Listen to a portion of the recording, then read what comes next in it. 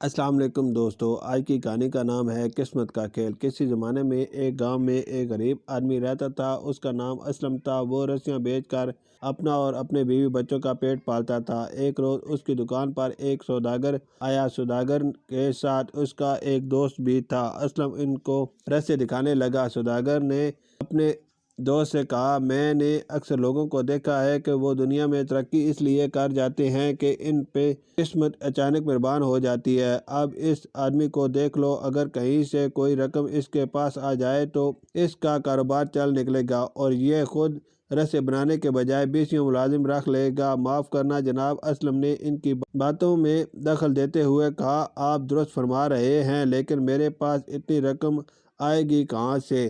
سوداگر بولا، دینے والی تو وہ پاک ذات ہے، اس نے مجھے بہت کچھ دیا ہے۔ جب میں کسی آدمی کو امداد کا حقدار سمجھتا ہوں تو اس کی ضرور مدد کرتا ہوں۔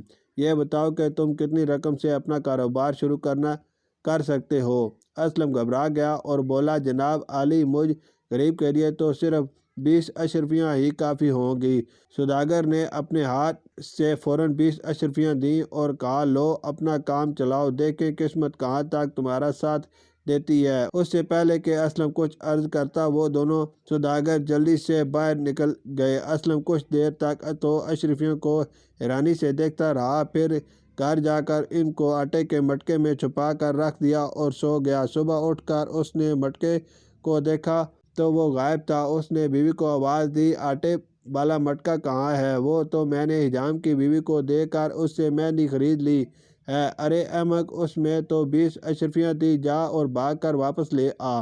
اسلم کی بیوی بھاگم بھاگ حجام کی بیوی کے پاس پہنچی تو معلوم ہوا کہ اس نے مٹکے کو کباڑ کی دکان پر بیچ دیا ہے۔ بیوی منہ لٹکائے واپس آ گئی اور سارا ماجرا بیان کر دیا۔ اسلم سر پیٹ کر رہ گیا۔ ایک دن وہ دونوں سوداگر ایک بار پھر اس کی دکان پر آئے تو انہوں نے دیکھا کہ اس کی دکان ویسے کی ویسی ہے۔ اس کے پوچھنے پر اسلم نے سارا ماجرا بیان کر دیا۔ فکر نہ کرو، سوداگر نے کہا، یہ لو 20 اشرفیاں اور اس مرتبہ دیکھتے ہیں کہ تمہاری قسمت کہاں تک ساتھ دیتی ہے۔ اسلم نے ان کا شکریہ ادا کیا اور وہ دونوں چلے گئے۔ اس مرتبہ اسلم نے اپنی بیوی کو بتا دیا اور اشرفیاں اپنے بستر کے پہلو میں باندھ دیں اور سو گیا۔ اس کے بستر کے قریب ہی دیوار میں چوہوں کا بل تھا۔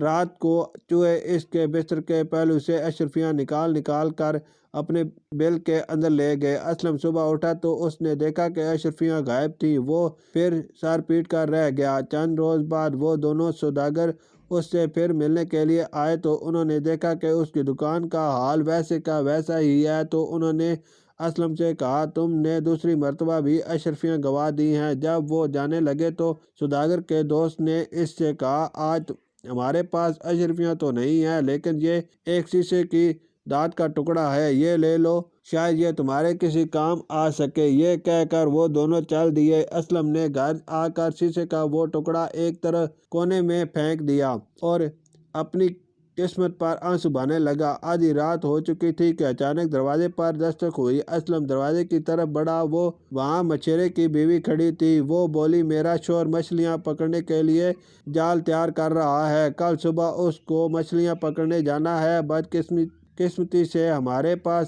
جال کے ساتھ لٹکانے کے لیے کوئی وزن نہیں ہے، کیا بھائی صاحب آپ کوئی بات یا کوئی دھات کا ٹکڑا دے سکتے ہیں؟ اسلم نے بغیر کچھ کہے سنے وہ شیشے کا ٹکڑا جو سوداگر کے دوست نے دیا تھا اٹھا کر اسے دے دیا۔ اگلے روز مچھیرے نے ہزاروں مچھلیاں پکڑیں اور پھر اس نے سب سے بڑی مچھلی دے کر اپنی بیوی کو اسلم کے گھر بھیجا۔ اسلم کی بیوی نے مچھلی کے قطرے کیے تو اس کے پیٹ میں سے ایک چمکدار پتھر نکلا۔ پتھر کی چمک اتنی زیادہ تھی کہ اسلم کو رات کے وقت اپنے گھر میں دیا جلانے کی ضرورت محسوس نہ ہوئی۔ اگلے روز ان کے گھر ایک تاجر کی بیوی آئی اور اس نے اسلم کی بیوی سے دریافت کیا کہ رات تمہارے گھر میں روشنی کیسی تھی؟ بیوی نے سارا حال کہہ سنایا تو وہ کہنے لگی، اگر تم چاہو گی تو میں تمہیں 5 اشرفیاں دینے کے لیے تیار ہوں، وہ پتھر تم مجھے دے دو۔ اسلم کی بیوی نے کہا، میں اپنے شوہر سے پوچھ کر بتاؤں گی،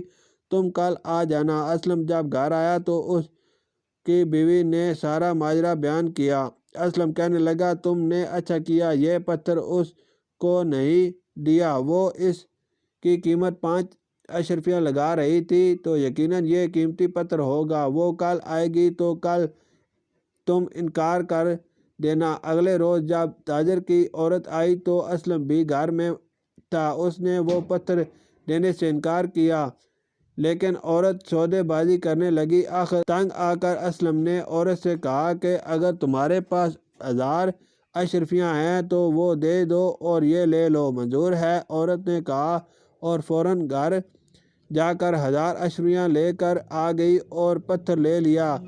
اب اسلم 1000 اشرفیوں کا مالک تھا۔ اس کا کاروبار دن بدن ترقی کی طرف گامزن تھا۔ ایک دن وہی سوداگر دوبارہ آیا تو اسلم کی ٹھاٹ پاٹ دیکھ کر حیران رہ گیا۔ تقدیر کے کھیل نرالے ہیں، جو کام اشرفیاں نہ کر سکیں وہ شیشے کے ایک بیکار ٹکڑے نے کر دکھایا۔ شکریہ۔